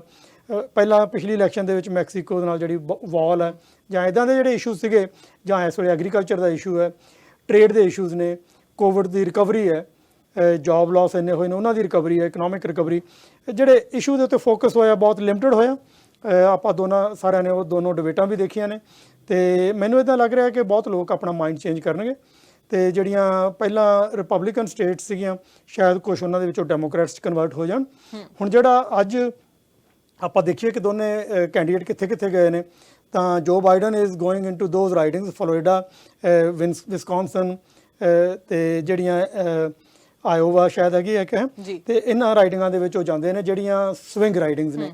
ਇਹਦਾ ਮਤਲਬ ਇਹ ਹੈ ਕਿ ਉਸ ਤੋਂ ਪਹਿਲਾਂ ਟਰੰਪ ਸਾਹਿਬ ਗਏ ਨੇ ਉਹਨਾਂ ਰਾਈਡਿੰਗ ਦੇ ਵਿੱਚ ਜਿਹੜੀਆਂ ਪਹਿਲਾਂ ਉਹਨਾਂ ਸਟੇਟਾਂ ਦੇ ਵਿੱਚ ਜਿਹੜੀਆਂ ਪਹਿਲਾਂ ਰਿਪਬਲਿਕਨ ਸੀਗੀਆਂ, ਤੇ ਜਿੱਥੇ ਲਾਸਟ ਟਾਈਮ ਰਿਪਬਲਿਕਨਸ ਵਿਨ ਕੀਤੇ ਨੇ। ਦੈਟ ਮੀਨਸ ਹੀ ਵਾਸ ਨਾਟ ਸ਼ੋਰ ਕਿ ਉਹ ਸਟੇਟ ਇਸ ਵਾਰੀ ਰਿਪਬਲਿਕਨ ਜਾਊਗੀ ਕਿ ਨਹੀਂ ਜਾਏਗੀ। For example Georgia the state ਹੈ ਜਿਹੜੀ, ਸੋ ਉੱਥੇ ਗਏ ਨੇ।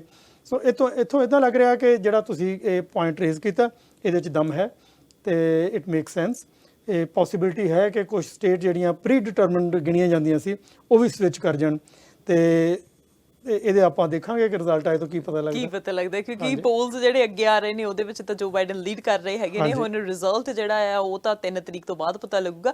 ਪਰ ਹੁਣ ਜਦੋਂ ਸਾਡੀਆਂ ਨਜ਼ਰਾਂ ਰਾਸ਼ਟਰਪਤੀ ਦੀਆਂ ਚੋਣਾਂ ਦੇ ਉੱਤੇ ਹੈਗੀਆਂ ਨੇ, ਹੁਣ ਲੋਕ ਵੀ ਵੱਧ ਚੜ ਕੇ ਪਾਰਟਿਸਿਪੇਟ ਕਰ ਰਹੇ ਨੇ। ਜਿਵੇਂ ਤੁਸੀਂ ਦੱਸਿਆ ਕਿ 91% ਲੋਕ ਜਿਹੜੇ ਹੈਗੇ ਨੇ ਉਹ ਇੰਟਰਸਟਿਡ ਹੈਗੇ ਨੇ ਇਹਨਾਂ ਇਲੈਕਸ਼ਨਸ ਦੇ ਵਿੱਚ। ਬਾਕੀ ਦੇਸ਼ਾਂ ਦੇ ਉੱਤੇ ਇਹਨਾਂ ਇਲੈਕਸ਼ਨਸ ਦਾ ਕੀ ਅਸਰ ਹੋਵੇਗਾ? ਕਿਉਂਕਿ ਕੋਈ ਵੀ ਆਈਦਰ ਪ੍ਰੈਜ਼ੀਡੈਂਟ ਬਣਦਾ ਹੈ, ਚਾਹੇ ਜੋ ਬਾਈਡਨ ਆ ਚਾਹੇ ਟਰੰਪ। ਜੇ ਟਰੰਪ ਦੁਬਾਰਾ ਆਉਂਦੇ ਆ ਤਾਂ ਕੀ ਸਿਚੁਏਸ਼ਨ ਤੁਹਾਨੂੰ ਲੱਗਦੀ ਹੈ, ਤੇ ਜੇ ਜੋ ਬਾਈਡਨ ਆਉਂਦੇ ਆ ਤਾਂ ਤੁਹਾਨੂੰ ਕੀ ਸਿਚੁਏਸ਼ਨ ਲੱਗਦੀ ਹੈ ਕਿ ਕਿਸ ਤਰ੍ਹਾਂ ਦੀ ਸਿਚੁਏਸ਼ਨ ਹੋਵੇਗੀ ਬਾਕੀ ਮੁਲਕਾਂ ਦੇ? ਦੇਖੋ ਇਹ ਜਿਹੜਾ ਕੁਐਸਚਨ ਹੈ ਇਹ ਅਗੇਨ ਬੜਾ ਵੇਟ ਵਾਲਾ ਕੁਐਸਚਨ ਹੈ। ਆਨਸਰ ਬਹੁਤ ਕੁਇਕ ਨਹੀਂ ਇਹਦਾ ਹੈਗਾ। ਹਾਂ, ਪਰ ਜੇ ਆਪਾਂ ਸਰਫੇਸ ਸਕ੍ਰੈਚ ਕਰੀਏ ਤਾਂ ਜਿਹੜੀ ਫੋਰਨ ਪਾਲਿਸੀ ਹੈ ਅਮਰੀਕਾ ਦੀ, ਉਹਨੂੰ ਇੱਕ ਬਹੁਤ ਵੱਡਾ ਧੱਕਾ ਲੱਗਿਆ ਤੇ ਫਰਦਰ ਲੱਗੇਗਾ। ਇਹ ਵੀ ਪੋਸੀਬਿਲਿਟੀ ਹੈ ਕਿ ਜਿਹੜੇ ਰੋਗ ਸਟੇਟਸ ਨੇ ਪ੍ਰੈਜ਼ੀਡੈਂਟ ਟਰੰਪ ਦਾ ਜਿਹੜਾ ਉਹਨਾਂ ਪ੍ਰਤੀ ਰਵੱਈਆ, ਚਾਹੇ ਉਹ ਰਸ਼ੀਆ, ਨਾਰਥ ਕੋਰੀਆ ਜਾਂ ਹੋਰ ਇਰਾਨ ਵਗੈਰਾ, ਉਹਨਾਂ ਦੇ ਲਈ ਜਾਂ ਚਾਈਨਾ ਲਈ ਵੀ ਬੜੇ ਡਰਾਸਟਿਕ ਅਪਰੋਚ ਲੈਣ ਦੇ ਚਾਂਸਸ ਨੇ। ਇਮੀਗ੍ਰੇਸ਼ਨ ਦੇ ਲਈ ਉਹ ਟਫ ਰਹਿਣਗੇ, ਜਿਹੜਾ ਕਿ ਉਹਦੇ ਨਾਲ ਸ਼ਾਰਟੇਜ ਆ ਜਿਹੜੀ EMPLOYEES ਦੀ ਕਈ ਜਗ੍ਹਾ ਦੇ ਉੱਤੇ ਸਰਟਨ ਜੌਬਸ ਦੇ ਵਿੱਚ, ਭਾਵੇਂ ਅਨਪਲੋਇਮੈਂਟ ਰੇਟ ਹਾਈ ਹੈ ਤੇ ਪਰ ਫਿਰ ਵੀ ਉਹਨਾਂ ਦਾ ਇੰਪੈਕਟ ਹੈ ਜਿਹੜਾ ਕਾਫੀ ਪਏਗਾ। ਤੇ ਹੈਲਥ ਕੇਅਰ ਹੈ ਜਿਹੜਾ ਓਬਾਮਾ ਕੇਅਰ ਨੂੰ ਫਿਰ ਉਹਨਾਂ ਨੂੰ ਕੈਂਸਲ ਕਰਨਾ ਪਏਗਾ ਕਿਉਂਕਿ ਪਹਿਲੀ ਟਰਮ ਤੋਂ ਕਰ ਨਹੀਂ ਸਕੇ, ਰੌਲਾ ਇੰਨਾ ਪਾਇਆ ਤੇ ਕੰਮ ਹੋਇਆ ਨਹੀਂ, ਅਗਲੀ ਟਰਮ ਦੇ ਵਿੱਚ ਕਰਨਗੇ। ਇਹਦਾ ਮਤਲਬ health care will be in trouble, recovery from Covid ਜਿਹੜਾ ਪੈਂਡੈਮਿਕ ਹੈ that will be a problem, ਤੇ foreign policy will be an issue. ਤੇ ਜਿਹੜੇ ਡੋਮੈਸਟਿਕ ਡਿਵੀਜ਼ਨ ਹੈ, ਕਿਸੇ ਵੀ ਪ੍ਰੈਜ਼ੀਡੈਂਟ ਟਰੰਪ ਨੇ ਰੇਸਿਸਟ ਲੋਕਾਂ ਨੂੰ ਇੱਕ ਪਲੇਟਫਾਰਮ ਦੇ ਦਿੱਤਾ। 25 ਸਾਲਾਂ 'ਚ ਜਿਹੜੀ ਤਰੱਕੀ ਕੀਤੀ ਅਮਰੀਕਾ ਨੇ ਰੇਸਿਜ਼ਮ ਨੂੰ ਖਤਮ ਕਰਨ ਦੇ ਲਈ, ਉਹਨੂੰ ਰਿਵਾਈਵ ਕਰਨ ਦੇ ਵਿੱਚ ਟਰੰਪ ਸਾਹਿਬ ਨੇ ਉਹਨਾਂ ਲੋਕਾਂ ਨੂੰ ਇੱਕ ਪਲੇਟਫਾਰਮ ਦਿੱਤਾ ਜਿਹੜਾ ਕਿ ਪਹਿਲਾਂ ਮਿਸਿੰਗ ਸੀ। ਉਹਦੇ ਨਾਲ ਜਿਹੜੀ ਰੇਸਿਜ਼ਮ ਹੈ, ਡਿਵੀਜ਼ਨ ਹੈ, ਉਹ ਵੱਧ ਗਈ। ਕਈ ਮਾਹਰ ਇਹ ਵੀ ਪ੍ਰੈਡਿਕਟ ਕਰਦੇ ਨੇ ਕਿ America is on the verge of civil war which will be so serious, so difficult situation. ਤੇ ਇਦਾਂ ਦੇ ਜਿਹੜੇ ਸਰਕਮਸਟੈਂਸਸ ਨੇ ਦੇ ਆਰ ਵੈਰੀ ਵਾਰਨਿੰਗ, ਬੜੀ ਉਹਨਾਂ ਦੀ ਘਾਤਕ ਵਾਰਨਿੰਗ ਹੈ। ਤੇ ਪਰ ਦੂਸਰੇ ਪਾਸੇ ਜਿਹੜੀ ਇਕਨੋਮਿਕ ਰਿਕਵਰੀ ਹੈ, ਕੁਝ ਲੋਕਾਂ ਨੂੰ ਇਹ ਕੌਨਫੀਡੈਂਸ ਹੈ ਜਾਂ ਮੈਜੋਰਿਟੀ ਲੋਕਾਂ ਨੂੰ ਕਿ president Trump could B good for economy. ਬਾਕੀ ਦੇ ਇਸ਼ੂਜ਼ ਦੇ ਵਿੱਚ ਉਹਨਾਂ ਪੋਲਸ ਦੇ ਵਿੱਚ ਬਹੁਤ ਥੱਲੇ ਨੇ, ਇਕਨੋਮੀ ਦੇ ਵਿੱਚ ਜਾਂ ਇਕਨੋਮਿਕ ਰਿਕਵਰੀ 'ਚ ਉਹ ਉੱਪਰ ਨੇ। ਤੇ ਮੈਂ ਇਹ ਪ੍ਰੈਡਿਕਟ ਕਰਦਾ ਜਾਂ ਗੈਸ ਕਰਦਾ ਕਿ 3 ਨਵੰਬਰ ਨੂੰ ਕੁਝ ਵਾਇਲੈਂਸ ਵੀ ਹੋਏਗੀ, ਕਿਉਂਕਿ ਜਿਹੜੇ ਲੋਕਾਂ ਨੂੰ ਕਿਹਾ ਕਿ ਮੈਨੂੰ ਕੌਨਫੀਡੈਂਸ ਨਹੀਂ ਹੈ, ਉਹ ਮੈਸੇਜ ਸਰਟਨ ਗਰੁੱਪਸ ਨੂੰ ਮਿਲਿਆ। ਤੇ ਉਹਨਾਂ ਗਰੁੱਪਸ ਨੂੰ ਪਹਿਲਾਂ ਪ੍ਰੈਜ਼ੀਡੈਂਟ ਟਰੰਪ ਨੇ ਡਿਊਰਿੰਗ ਦੀ ਡਿਬੇਟ ਰੇਸ਼ੀਅਲ ਐਲੀਮੈਂਟਸ ਨੂੰ ਡਿਨਾਈ ਨਹੀਂ ਕੀਤਾ ਜਾਂ ਕੰਡੈਮ ਨਹੀਂ ਕੀਤਾ, ਤੇ ਹੁਣ ਉਹਨਾਂ ਨੂੰ ਤੂਲ ਮਿਲੀ ਹੈ। ਤੇ ਉਹਦੇ ਨਾਲ ਜਿਹੜਾ ਡੈਮੋਕ੍ਰੈਟਿਕ ਪ੍ਰੋਸੈਸ ਦੇ ਵਿੱਚ ਲੋਕਾਂ ਦਾ ਟਰਸਟ ਹੈ, ਫੇਥ ਹੈ, ਕੌਨਫੀਡੈਂਸ ਹੈ, ਉਹ ਲੂਜ਼ ਹੋਏਗਾ।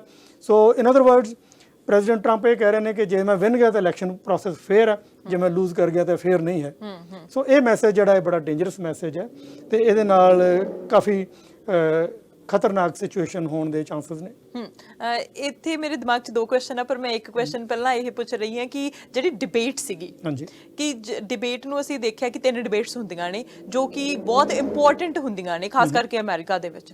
ਤਿੰਨੇ ਡਿਬੇਟਸ ਦੇ ਵਿੱਚੋਂ ਇੱਕ ਤਾਂ ਹੋਈ ਨਹੀਂ, ਕਿਉਂਕਿ ਟਰੰਪ ਕਰੋਨਾ ਵਾਇਰਸ ਹੋ ਗਿਆ ਸੀ ਉਹਨਾਂ ਨੂੰ, ਤੇ ਉਸ ਤੋਂ ਬਾਅਦ ਉਹ ਕਹਿੰਦੇ ਮੈਂ ਵਰਚੁਅਲ ਕਾਨਫਰੰਸ ਕਰਨੀ ਨਹੀਂ ਹੈਗੀ। ਬਾਈਡਨ ਕਹਿੰਦੇ ਕਿ ਉਹ ਨਹੀਂ ਠੀਕ ਹੈਗੇ, ਕੁਆਰੰਟਾਈਨ ਨਹੀਂ ਕੀਤਾ, ਮੈਂ ਉਹਨਾਂ ਦੇ ਨਾਲ ਨਹੀਂ ਜਾਣਾ, ਕੈਂਸਲਡ।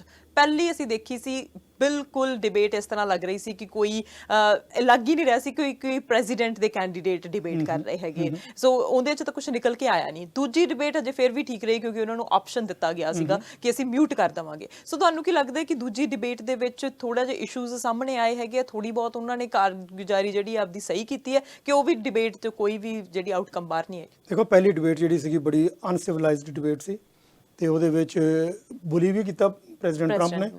ਤੇ ਜਿਹੜੇ ਇਸ਼ੂ ਸੀਗੇ ਜਿਹੜੇ ਜਿਸ ਤਰੀਕੇ ਨਾਲ ਡਿਸਕਸ ਹੋਣੇ ਚਾਹੀਦੇ, ਪ੍ਰੈਜ਼ੀਡੈਂਸ਼ੀਅਲ ਡਿਬੇਟ ਨਹੀਂ ਸੀ ਲੱਗ ਰਹੀ ਸੀ। ਤੇ ਦੂਸਰੀ ਡਿਬੇਟ ਦੇ ਵਿੱਚ ਪ੍ਰੈਜ਼ੀਡੈਂਟ ਟਰੰਪ ਨੇ ਆਪਣੇ ਐਡਵਾਈਜ਼ਰਸ ਨੂੰ ਲਿਸਨ ਕੀਤਾ ਤੇ ਹੀ ਵਾਸ ਲਿਟਲ ਬਿਟ ਬੈਟਰ ਸਿਵਲਾਈਜ਼ਡ। ਉਹਨਾਂ ਦਾ ਬਿਹੇਵੀਅਰ ਸੀ ਜਿਹੜਾ ਦੈਟ ਵਾਸ ਪ੍ਰੋਬਬਲੀ ਐਕਸੈਪਟੇਬਲ। ਤੇ ਉਸ ਡਿਬੇਟ ਦੇ ਵਿੱਚ ਜਿਹੜੇ 6-7 ਇਸ਼ੂਜ਼ ਉਹਨਾਂ ਨੇ ਡਿਸਕਸ ਕੀਤੇ ਨੇ ਤੇ ਉਹ ਬੜੇ ਵਧੀਆ ਹੋਏ ਨੇ।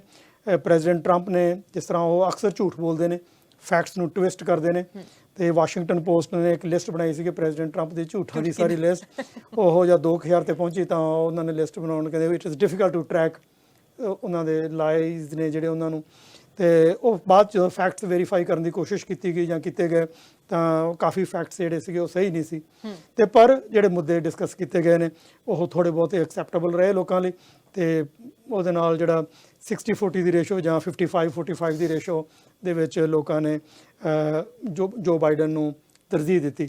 ਜੀ ਮਿਸਟਰ ਗਰੇਵਾਲ, ਜਿੱਦਾਂ ਅਸੀਂ ਗੱਲ ਕਰ ਰਹੇ ਸੀ ਕਿ ਪ੍ਰੈਜ਼ੀਡੈਂਟ ਇਲੈਕਸ਼ਨ ਹੈਗੀਆਂ ਨੇ ਤੇ ਟਰੰਪ ਬਹੁਤ ਮਿਸਗਾਈਡ ਕਰ ਰਿਹਾ ਲੋਕਾਂ ਨੂੰ ਕਿ 2 ਵਾਰ ਤੁਸੀਂ ਵੋਟਾਂ ਪਾਇਓ। ਫਿਰ ਇੱਕ ਵਾਰ ਉਹ ਕਹਿ ਰਹੇ ਸੀਗੇ ਕਿ ਤੁਸੀਂ ਹੁਣ ਇਹ ਵੀ ਅਸੀਂ ਆਵਾਜ਼ ਉਠਾਵਾਂਗੇ ਕਿ ਮੈਂ 12 ਸਾਲ ਤੱਕ ਅਗਲੇ ਤੱਕ ਰਾਸ਼ਟਰਪਤੀ ਬਣਿਆ ਰਹਾਂ। ਹੁਣ ਓਬਾਮਾ ਜਿਵੇਂ 2 ਵਾਰ ਪ੍ਰੈਜ਼ੀਡੈਂਟ ਰਹਿ ਚੁੱਕੇ ਹੈਗੇ ਨੇ, ਤੇ ਕਿੰਨੀ ਕੁ ਵਾਰ ਕੋਈ ਇੱਕ ਕੈਂਡੀਡੇਟ ਦੁਬਾਰਾ ਪ੍ਰੈਜ਼ੀਡੈਂਟ ਦੇ ਲਈ ਲੜ ਸਕਦਾ ਹੈਗਾ ਆ? ਕਿ ਉਹ 2 ਵਾਰ ਤੋਂ ਵੱਧ ਵਾਰ ਆਪਣੇ ਆਪ ਨੂੰ ਆਪਣਾ ਨਾਮ ਨੋਮੀਨੇਟ ਕਰ ਸਕਦਾ ਹੈ ਜਾਂ ਕੋਈ ਲਿਮਿਟ ਨਹੀਂ ਹੁੰਦੀ? ਦੇਖੋ, ਜਿਹੜਾ ਪ੍ਰੈਜ਼ੀਡੈਂਟ ਦੇ ਕਨਸਟੀਟਿਊਸ਼ਨ ਗਵਰਨ ਕਰਦਾ, ਪ੍ਰੈਜ਼ੀਡੈਂਟ ਦੀਆਂ ਮੈਕਸਿਮਮ 2 ਟਰਮਸ ਨੇ, 2 ਤੋਂ ਵੱਧ ਟਰਮਸ ਕਨਸਟੀਟਿਊਸ਼ਨ ਡਜ਼ਨਟ ਅਲਾਓ। ਤੇ ਇਸੇ ਕਰਕੇ ਕਹਿੰਦੇ ਨੇ ਕਿ ਸੈਕੰਡ ਟਰਮ ਨੂੰ ਲੇਮ ਡੱਕ ਪ੍ਰੈਜ਼ੀਡੈਂਟ, ਕਿਉਂਕਿ ਉਹਨੇ ਇਲੈਕਸ਼ਨ ਲਈ ਲੋਕਾਂ ਦੇ ਸਾਹਮਣੇ ਅਕਾਊਂਟੇਬਿਲਿਟੀ ਲਈ ਤਾਂ ਜਾਣਾ ਨਹੀਂ। ਇਲੈਕਸ਼ਨ ਇਜ਼ ਇਕੁਇਵਲੈਂਟ ਟੂ ਔਰ ਇਕੁਅਲ ਟੂ ਅਕਾਊਂਟੇਬਿਲਿਟੀ। ਜੇ ਲੋਕ ਲਾਈਕ ਕਰਦੇ ਨੇ ਤਾਂ ਵੋਟ ਪਾਉਣਗੇ, ਨਹੀਂ ਪਾਉਣਗੇ। ਦੂਸਰੀ ਇਲੈਕਸ਼ਨ ਹੈ ਜਿਹੜੀ ਦੂਸਰੀ ਟਰਮ ਹੈ ਉਹ ਫ੍ਰੀ ਹੈਗੀ ਹੈ ਉਹਨਾਂ ਲਈ। ਤੇ 2 ਟਰਮਾਂ ਜਿਹੜੀਆਂ ਕਨਸਟੀਟਿਊਸ਼ਨ ਅਲਾਉ ਕਰਦਾ। ਪਰ ਦੂਸਰੇ ਪਾਸੇ ਜਿਹੜੇ ਸੈਨੇਟਰਸ ਨੇ ਜਾਂ ਕਾਂਗਰਸਵੂਮਨ, ਉਹਨਾਂ ਨੂੰ ਕੋਈ ਲਿਮਟ ਨਹੀਂ ਹੈ, ਉਹ ਅਨਲਿਮਿਟਿਡ ਟਰਮਸ ਦੇ ਲਈ ਰਨ ਕਰ ਸਕਦੇ। ਹੁਣ ਤੁਸੀਂ ਇਹ ਵੀ ਹੈ ਕਿ ਜੋ ਬਾਈਡਨ ਤੇ ਟਰੰਪ ਨਹੀਂ ਕੈਂਡੀਡੇਟ, ਹੋਰ ਵੀ ਕੈਂਡੀਡੇਟ ਹੈਗੇ ਨੇ। ਕਾਇਨੇ ਵੈਸਟ ਦੀ ਗੱਲ ਕਰ ਲਈਏ, ਉਹ ਵੀ ਕੈਂਡੀਡੇਟ ਹੈਗੇ ਨੇ। ਕਿ ਉਹਨਾਂ ਦੇ ਕੋਲ ਜਿਹੜੇ ਉਹਨਾਂ ਦੇ ਸਮਰਥਕ ਹੋਣਗੇ ਜ਼ਰੂਰ ਉਹਨਾਂ ਨੂੰ ਵੋਟਾਂ ਜ਼ਰੂਰ ਪਾਉਣਗੇ, ਉਹਨਾਂ ਵੋਟਾਂ ਦਾ ਉਹਨਾਂ 2 ਕੈਂਡੀਡੇਟਾਂ ਤੇ ਕੋਈ ਅਸਰ ਹੋਊਗਾ? ਦੇਖੋ, ਤੁਹਾਡੇ ਦਰਸ਼ਕਾਂ ਨੂੰ ਵੀ ਹੈਰਾਨੀ ਹੋਈ, ਸ਼ਾਇਦ ਤੁਹਾਨੂੰ ਵੀ ਹੋਵੇ, ਅਮਰੀਕਾ ਦੇ ਵਿੱਚ 1216 ਕੈਂਡੀਡੇਟ ਨੇ ਇਸ ਵੇਲੇ ਪ੍ਰੈਜ਼ੀਡੈਂਟ ਦੀ ਇਲੈਕਸ਼ਨ ਲਈ। ਬਿਲਕੁਲ। ਤੇ 1216 ਦੇ ਵਿੱਚੋਂ ਤਾਂ ਆਪਾਂ ਸਾਰੇ 2 ਕੈਂਡੀਡੇਟਸ ਨੂੰ ਜ਼ਿਆਦਾ ਜਾਣਦੇ ਹਾਂ। ਤੇ ਜਿਹੜੇ ਬਾਕੀ ਦੇ 1214 ਕੈਂਡੀਡੇਟਸ ਨੇ ਉਹ ਕੁਝ ਸਟੇਟਾਂ ਤੱਕ ਲਿਮਟਿਡ ਨੇ। ਉਹਨਾਂ ਨੂੰ ਆਪਣਾ ਨਾਮ ਬੈਲਟ ਤੇ ਲਿਜਾਣ ਦੇ ਲਈ ਕਾਫੀ ਮਿਹਨਤ ਕਰਨੀ ਪੈਂਦੀ ਹੈ। ਤੇ ਬਹੁਤ ਕੈਂਡੀਡੇਟ ਇਦਾਂ ਦੇ ਨੇ ਜਿਨ੍ਹਾਂ ਦਾ ਬੈਲਟ ਦੇ ਉੱਤੇ ਨਾਂ ਹੀ ਨਹੀਂ ਆਉਂਦਾ ਤੇ ਪਰ ਉਹ ਕੈਂਡੀਡੇਟ ਹੁੰਦੇ ਨੇ। ਸੋ ਮੈਂ ਇਹ ਪਰਸਨਲੀ ਬਿਲੀਵ ਕਰਦਾ ਕਿ ਜਿਹੜੇ ਦੋਨੋਂ ਕੈਂਡੀਡੇਟ ਨੇ ਇਹਨਾਂ ਦੇ ਵਿੱਚੋਂ ਜਿਹੜਾ ਲੋਕਾਂ ਨੂੰ ਜ਼ਿਆਦਾ ਇੰਟਰਸਟ ਹੈ ਤੇ ਪਰ ਅਸਰ ਕੋਈ ਨਹੀਂ ਹੋਏਗਾ। ਅਸਰ ਉਹਦਾ ਕੋਈ ਨਹੀਂ ਹੋਏਗਾ। ਬਿਲਕੁਲ। ਮੈਂ ਜਦੋਂ ਬੈਲਟ ਪੇਪਰ ਦੇਖਿਆ ਹੈ, ਮੈਂ ਕੋਈ ਵੋਟ ਪਾਉਣ ਗਿਆ ਸੀ ਤੇ ਉਹਨੇ ਫੋਟੋ ਭੇਜੀ ਤੇ ਉਹਦੇ ਤੇ ਬਹੁਤ ਸਾਰੇ ਕੈਂਡੀਡੇਟ ਸੀ। ਤੁਹਾਨੂੰ ਲੱਭਣਾ ਪੈਂਦਾ ਸੀ ਕਿ ਕਿਹੜੇ ਕੈਂਡੀਡੇਟ ਨੂੰ ਤੁਸੀਂ ਟਿਕ ਕਰਨਾ ਹੈਗਾ ਆ। ਸੋ ਇਹ ਹੈ ਕਿ ਕੈਂਡੀਡੇਟ ਬਹੁਤ ਜ਼ਿਆਦਾ ਹੈਗੇ ਪਰ ਅਸਰ ਨਹੀਂ ਹੋਏਗਾ, ਕਿਉਂਕਿ ਉਹ 2 ਜਿਹੜੇ ਮੇਨ ਕੈਂਡੀਡੇਟ ਆ ਸਿਰਫ ਉਹੀ ਹੋਣਗੇ। ਸੋ ਕੁਝ ਕੈਂਡੀਡੇਟ ਨੇ ਜਿਹੜੇ ਕੁਝ ਸਟੇਟਾਂ ਦੇ ਵਿੱਚ ਨੇ, ਸਾਰੇ ਆਲ ਓਵਰ ਅਮਰੀਕਾ ਨਹੀਂ ਹੈਗੇ। ਸੋ ਇਸ ਵਾਰ ਪ੍ਰੈਜ਼ੀਡੈਂਟ ਦੇ ਨਾਲ ਜਿਵੇਂ ਮੈਂ ਸ਼ੁਰੂਆਤ ਦੇ ਵਿੱਚ ਗੱਲ ਕਹੀ ਸੀ, ਤੇ ਹੋਰ ਕੌਣ ਇਲੈਕਟ ਹੋਊਗਾ? ਪ੍ਰੈਜ਼ੀਡੈਂਟਸ, ਵਾਈਸ ਪ੍ਰੈਜ਼ੀਡੈਂਟ ਤੇ ਪ੍ਰੈਜ਼ੀਡੈਂਟ, ਵਾਈਸ ਪ੍ਰੈਜ਼ੀਡੈਂਟ, ਫਿਰ ਉਹਦੇ ਚ ਹਾਊਸ ਆਫ ਜਿਹੜੇ ਰਿਪਰੈਜ਼ੈਂਟੇਟਿਵ ਦੇ ਮੈਂਬਰਸ ਨੇ ਤੇ 1/3 ਸੈਨੇਟਰਸ। ਜੀ। ਸੋ ਅੱਜ ਇਨਫੋਰਮੇਸ਼ਨ ਤੁਸੀਂ ਬਹੁਤ ਦਿੱਤੀ ਹੈਗੀ। ਅੱਜ ਅਮਰੀਕਾ ਦੇ ਵਿੱਚ ਜਿਹੜੇ ਲੋਕ ਆਪਾਂ ਨੂੰ ਦੇਖ ਰਹੇ ਆ, ਜਿਹੜੇ ਪਾਰਟਿਸਿਪੇਟ ਅਜੇ ਕਰਨਾ ਜਿਨ੍ਹਾਂ ਨੇ ਇਲੈਕਸ਼ਨ ਵਾਲੇ ਦਿਨ, ਉਹਨਾਂ ਦੇ ਲਈ ਕੋਈ ਮੈਸੇਜ ਇਹ ਹੈ ਕਿ ਜਿਹੜੇ ਤੁਹਾਡੇ ਟੀਵੀ ਨੂੰ ਦੇਖਣ ਵਾਲੇ ਸਾਰੇ ਦਰਸ਼ਕ ਨੇ, ਮੈਂ ਉਹਨਾਂ ਨੂੰ ਅਪੀਲ ਕਰਦਾ ਕਿ ਵੋਟ ਜਿਨ੍ਹਾਂ ਨਹੀਂ ਪਾਈ ਜ਼ਰੂਰ ਪਾਓ। ਵੋਟ ਦਾ ਹੱਕ ਹੈ ਜਿਹੜਾ, ਇਹ ਆਪਾਂ ਨੂੰ ਆਪਣੇ ਲਈ ਇੱਕ ਪ੍ਰਿਵਿਲੇਜ ਹੈ। ਆਪਾਂ ਨੂੰ ਇਹ ਰਾਈਟ ਹੈ ਜਿਹੜਾ ਇਹ ਯੂਜ਼ ਕਰਨਾ ਚਾਹੀਦਾ। ਜਿਹੜਾ ਰਾਈਟ ਵੋਟ ਪਾਉਣ ਦਾ ਨਾਰਥ ਅਮਰੀਕਾ ਦੇ ਵਿੱਚ ਬੜਾ ਮੁਸ਼ਕਲ ਨਾਲ ਮਿਲਿਆ। ਤੇ ਕੈਨੇਡਾ ਦੇ ਵਿੱਚੋਂ ਅਸੀਂ ਜਿਹੜੇ ਲੈਸਨ ਲਰਨ ਕਰਦੇ ਹਾਂ ਡੈਮੋਕ੍ਰੇਸੀ ਦੇ, ਅਮਰੀਕਾ ਦੇ ਲਈ ਵੀ ਉਹ ਸਾਰੇ ਸਾਡੇ ਲਈ ਬੜਾ ਪ੍ਰਭਾਵਸ਼ਾਲੀ ਇਸ ਕਰਕੇ ਨੇ ਕਿਉਂਕਿ ਫਿਊਚਰ ਹੈ ਜਿਹੜਾ ਸਾਡਾ ਤੇ ਸਾਡੇ ਬੱਚਿਆਂ ਦਾ, ਉਹ ਇਹਨਾਂ ਦੇਸ਼ਾਂ ਦੇ ਵਿੱਚ ਹੈ ਤੇ ਇਹਨਾਂ ਦੇ ਉੱਤੇ ਡਿਪੈਂਡ ਕਰਦਾ। ਤੁਸੀਂ ਜੇ ਵੋਟ ਨਹੀਂ ਪਾਉਂਦੇ ਤਾਂ ਗਲਤ ਕੈਂਡੀਡੇਟ ਨੂੰ ਇਲੈਕਟ ਕਰਦੇ ਹੋ ਜਾਂ ਗਲਤ ਪ੍ਰੈਜ਼ੀਡੈਂਟ ਨੂੰ ਇਲੈਕਟ ਕਰਦੇ ਹੋ। ਆਪਦੀ ਆਵਾਜ਼ ਵੋਟ ਦੇ ਥਰੂ ਪਲੀਜ਼ ਜ਼ਰੂਰ ਉਠਾਓ। ਬਿਲਕੁਲ। ਮਿਸਟਰ ਗਰੇਵਾਲ, ਤੁਸੀਂ ਟਾਈਮ ਕੱਢਿਆ ਤੇ ਇੰਨੀ ਕੀਮਤੀ ਇਨਫੋਰਮੇਸ਼ਨ ਦਿੱਤੀ ਕਿ ਜਿਹੜੀ ਸਾਨੂੰ ਨਹੀਂ ਪਤਾ ਸੀਗੀ, ਉਹਦੇ ਲਈ ਤੁਹਾਡਾ ਧੰਨਵਾਦ। ਤੇ ਉਮੀਦ ਕਰਦੇ ਹਾਂ ਕਿ ਤੁਹਾਨੂੰ ਫਿਰ ਤੋਂ ਅਸੀਂ ਬੁਲਾਵਾਂਗੇ ਤੇ ਹੋਰ ਵੀ ਜਿਹੜੇ ਕੁਐਸਚਨ ਹੈਗੇ ਆ ਉਹਦੇ ਉੱਤੇ ਗੱਲਬਾਤ ਹੋਵੇਗੀ। ਧੰਨਵਾਦ ਤੁਹਾਡਾ ਬਹੁਤ। Thank you so much. Thank you for having ਮੀ। ਬਿਲਕੁਲ, ਅੱਜ ਮਿਸਟਰ ਗਰੇਵਾਲ ਦੇ ਨਾਲ ਗੱਲਬਾਤ ਹੋਈ ਤੇ ਬਹੁਤ ਕੁਝ ਜਾਣਨ ਨੂੰ ਮਿਲਿਆ ਕਿ ਆਖਿਰ ਇਹ ਇਲੈਕਸ਼ਨ ਹੁੰਦੀਆਂ ਕਿਵੇਂ ਨੇ, ਕੰਡਕਟ ਕਿਵੇਂ ਕੀਤੀਆਂ ਜਾਂਦੀਆਂ ਨੇ। 3 ਤਰੀਕ ਤੇ ਸਾਰਿਆਂ ਦੀਆਂ ਨਜ਼ਰਾਂ ਲੱਗੀਆਂ ਹੋਈਆਂ ਨੇ। ਜਿਹੜੇ ਸਾਨੂੰ ਅਮਰੀਕਾ ਦੇ ਵਿੱਚ ਦੇਖ ਰਹੇ ਹੈਗੇ ਨੇ, ਵੋਟ ਪਾ ਸਕਦੇ ਨੇ, ਜ਼ਰੂਰ ਵੋਟ ਪਾਓ ਆਪਣੀ। ਤੇ ਨਾਲ ਅਸੀਂ ਤੁਹਾਨੂੰ ਅਪਡੇਟ ਇਸ ਤਰ੍ਹਾਂ ਹੀ ਦਿੰਦੇ ਰਵਾਂਗੇ। ਦੇਖਦੇ ਰਹੋ ਸਾਂਝਾ ਟੀਵੀ ਤੇ ਮੈਨੂੰ ਦਿਓ ਇਜਾਜ਼ਤ। ਸਤਿ ਸ਼੍ਰੀ ਅਕਾਲ।